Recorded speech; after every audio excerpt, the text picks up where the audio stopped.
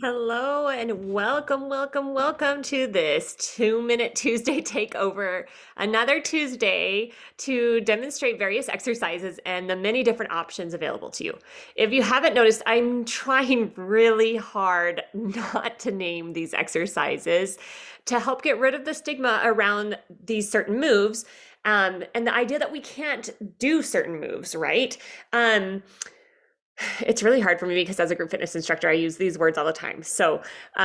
But my hope is with not using the name and we're just understanding the move that you guys will realize that you can do some variation of these moves.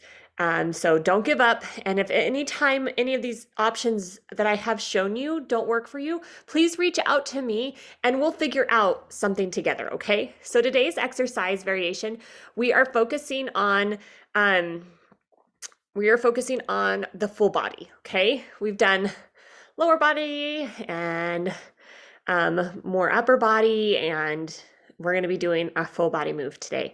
So this move has a lot of options for intensity and increasing the heart rate. So really just modify this, give yourself some grace and do the variation that works best for your body. Okay, so let's get started. All right. The basis of this move has two components. Okay, the first component is what I'm doing right now, just standing. Okay, easy peasy, right? The second component, you are going to be bringing down, and actually really quickly, sorry, I have to, one-man show right here, so I've got to adjust my camera to make sure I can see that you guys can see me. Okay, that I'm in the right screening. So you're going to come down and you're going to place your hands underneath your chest. Okay, that's going to be the second part of the move. And now don't worry, I'm going to show you options if you don't like going to the floor. Okay, so that is the second component. And so for the first option, I'm going to show you kind of this lower impact option, starting with a standing position. And then you're going to either put your hands on a bench or a chair, and you're going to walk those feet back, walk the feet in, and come back up to that standing position. I'm going to move this bench so you can kind of see at an angle that probably works better for you, okay? So again, hands down underneath the chest, walk those feet back, glutes down, abs in, walk the feet in.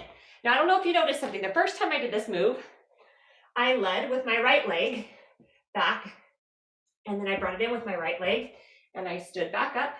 The second time, I led with my left leg and I brought my left leg back in. So if you're doing this option where you're walking your feet back, make sure that you're alternating those feet, okay?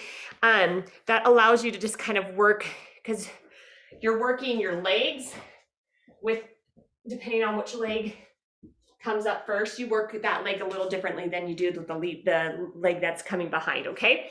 So there's that option.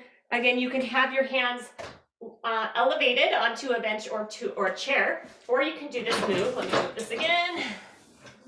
Ooh, hands are coming off. Okay, or you can do this on the floor too. So walk in, walk out, stand up, lead with that other leg back, glutes down, abs in, walk in and out. Okay, so great job.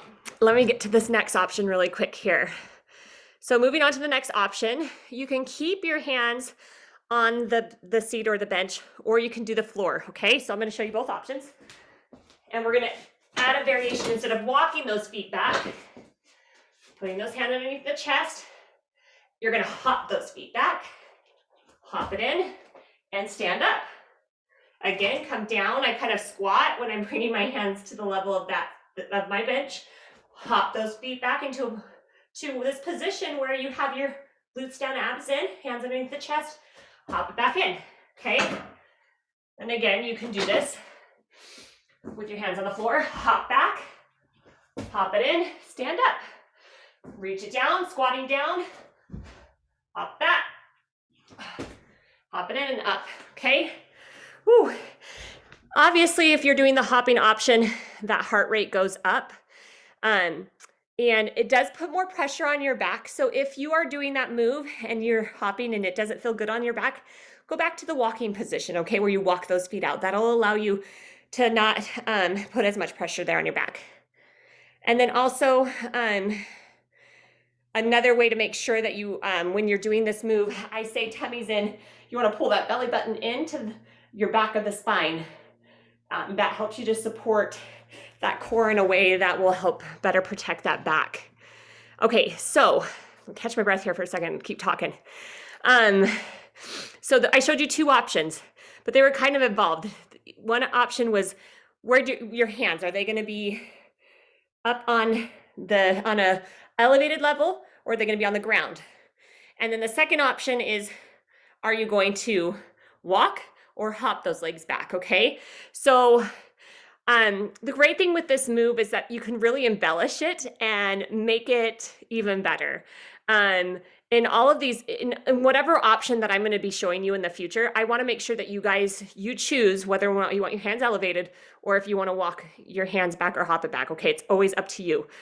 So for option 3, we are going to lower our body, our chest, and our body as low as we can to the floor, and then push ourselves back up. Okay, so let me show you. I'm going to do it on the floor, but I'll also show you on the bench. So coming down to the floor, I'm going to hop my feet back, and then I'm going to lower to the ground, and then come back up and hop and come back up here. Okay, so on the bench, walk or hop. You're going to lower as low as you can go. Okay, so if you can't go down all the way, that's okay too. Lower as far as you can. Come back up, walk or hop, and then do it again. Now, in this move, or actually before I showed you this move, we're working our whole body. We're working legs, we're working core, we're working a lot of shoulders. But when we add this move, lowering our chest as much as we can, we focus on those chest muscles and a little bit more of those arm muscles as well, okay? So that's the benefit of adding that lowering to the floor. Okay. Whew, gotta catch my breath in between each of these demonstrations here. For the fourth option, well, let's add a hop at the top, okay? Hop at the top, rhymes, woo. If hopping isn't your thing, my next best option for you, so let me just show you really quick here. So walk or hop, those feet back, come up, and you're going to heel raise. And so instead of a hop at the top, you do a heel raise at the top. So let me show you again. Walk those feet back, walk them in, heel raise it up and down, okay? Working those calf muscles a little bit more with those heel raises. If you had a hop at the top, right? You're gonna work those legs a little bit more, okay? Also, with the hop, that heart rate's going up, okay? It's gonna be more challenging. So again, listen to your body and do what works best for you. Now, this last option shows another fun variation. You take out that hop, but you're still working your legs a little bit more. So let me show you. So this one, again, hands on the floor, walk or hop those legs back, walk or hop them in, and you hold this position, okay? Come back to those hands, walk or hop them back, glutes down, abs in, walk or hop in and hold. And you could do lots of repetition of those, challenging your legs even more. So that's just another fun way to show you that there's so many different variations and ways to do this move. So that's enough of those. I'm out of breath. Time for me to be done talking and working out with you. So let me know if these videos are helpful for you. I know we've been focusing a lot on fitness this month, but I'm hoping that it helps you feel more comfortable getting out there and trying these moves.